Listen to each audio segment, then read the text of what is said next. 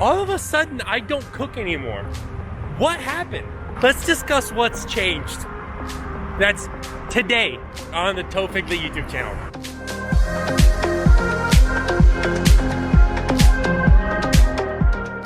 A couple things have changed. First of all, I lost, you know, whatever, 20, 30 pounds. So, and I've kept it off, so that's good.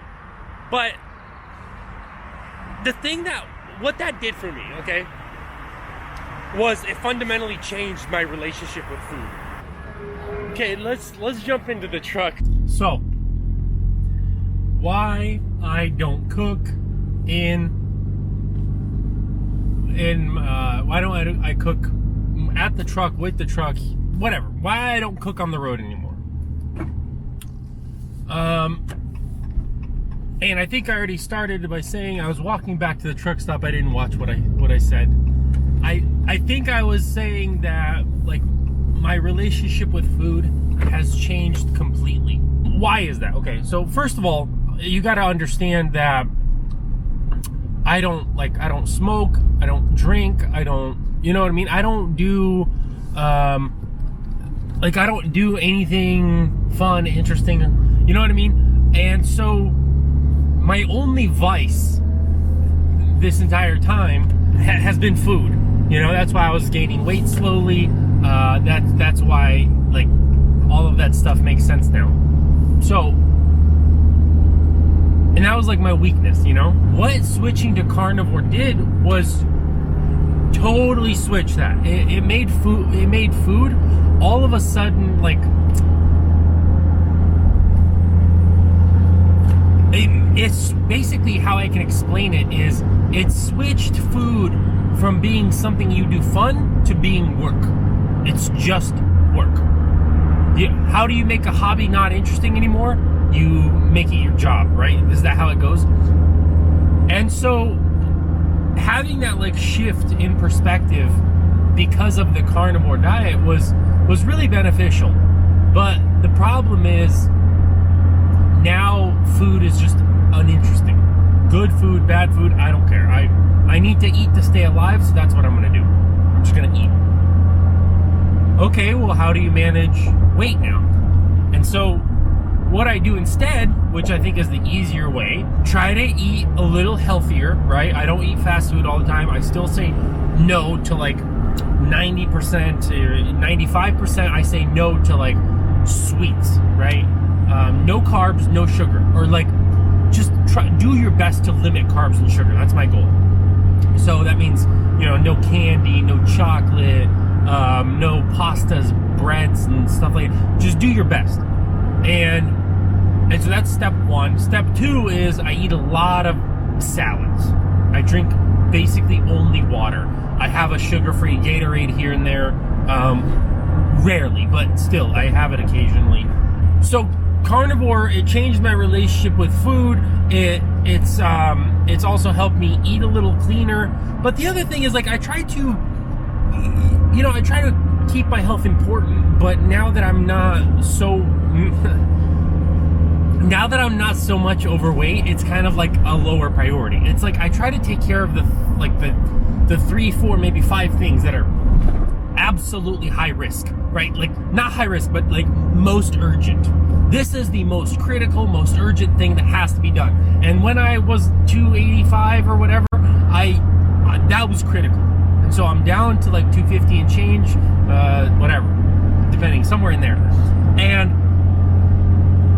And so by addressing that issue, it's become non-issue. So what I do now is, like, maybe in the shower, you know, you just do maybe a quick, like, standing jog or whatever, high knees, butt kickers, whatever you like. I try to just do a little quick workout in the shower right before I jump in.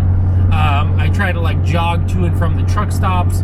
But I also, you know, eat healthier. And so by combining all of those things, it's basically made it so that I don't gain any more weight. Along with intermittent fasting. Okay? Massive amounts of health benefits in intermittent fasting, and so that's what I do now. I'm a morning person, so my eating window is usually like in the morning till lunch, right till like noon. And so by doing all these things, I don't need to go to Walmart anymore, buy food, carry a cooler with me, all this other stuff, because that's a lot of work. It's very, very time consuming. And so instead of doing that, I can now upload every day. I can now do, like, it frees up some time by not having to go to Walmart. And it kind of brings me to a point of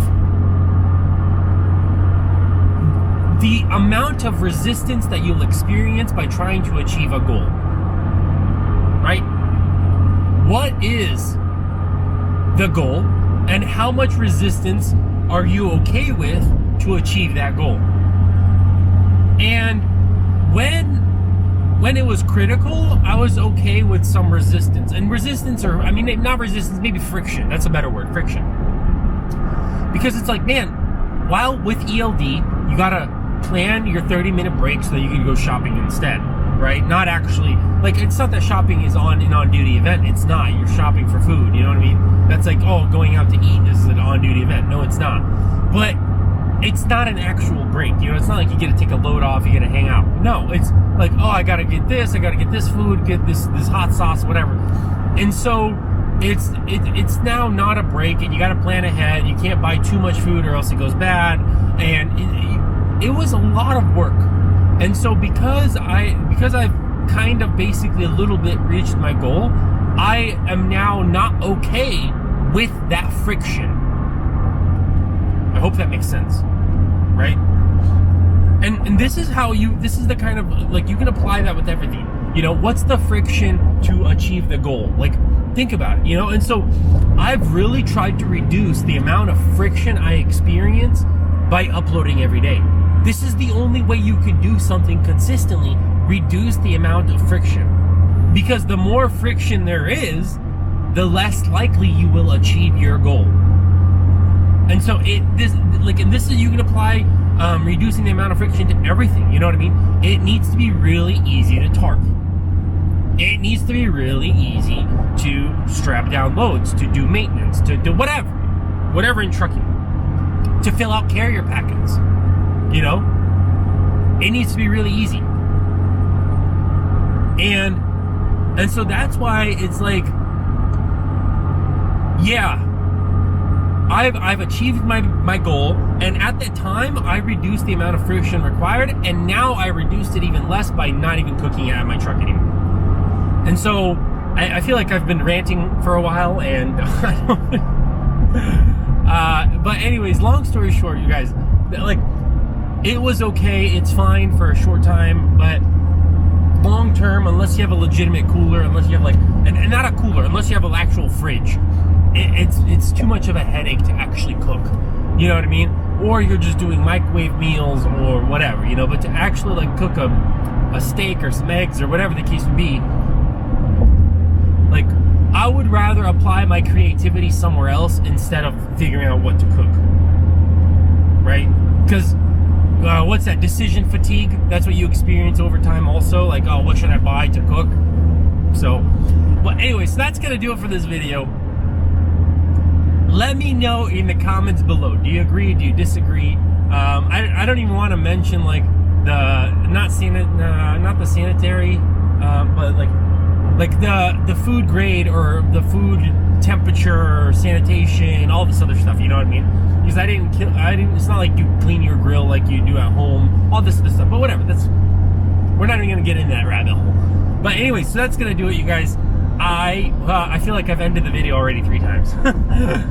Let me know in the comments below what you think, and I will see you guys tomorrow. Peace.